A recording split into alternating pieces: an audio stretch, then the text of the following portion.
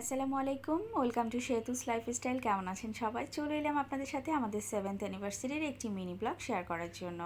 তো প্রতি বছরের মতো এবছর আমার হাজব্যান্ড আমাদের অ্যানিভার্সারি কেক আনে। তো ও আনতে যাওয়ার আগে আমাকে বলে গিয়েছিল রেডি হয়ে থেকো। তো আমি আসলে বাসাতে একটু রেডি হয়েছিলাম আমরা কেক কাটবো বলে। আর কেকটা দেখে আমি ভীষণ খুশি হয়ে যাই, কারণ টেস্টি ট্রিটের যে চকলেট কেকটা আমার খুব ভালো লাগে। চকলেট ফ্লেভারি কেক হলে আমার আর কিছুই লাগে না, এবং আমার মেয়েও খুব পছন্দ করে। আমরা মা মেয়ে দুজনই এই চকলেট কেক পছন্দ করি, তো এই জন্য ওটাই এনেছে।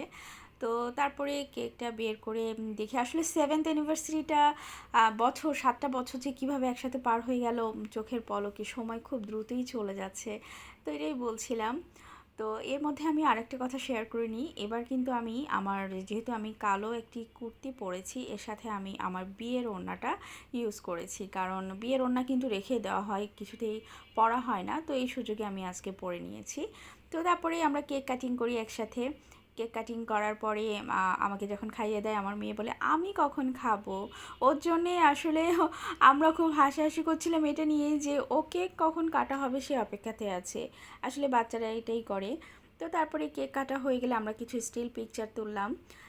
যে স্টিল পিকচারগুলো তোলার পরে আমার মেয়েকে বললাম যে নাও, এবার তুমি তোমার মন মতো একা একা কেকটা খাও। তো ও খুব মজা করে খাচ্ছিল, আমি একটু ওর ভিডিও করলাম। তো এই ছিল আমার একটি মিনি ব্লগ। কেমন লাগলো অবশ্যই জানাবেন, আমাদের জন্য সবাই দোয়া করবেন। আজ এই পর্যন্তই, আল্লাহ হাফেজ।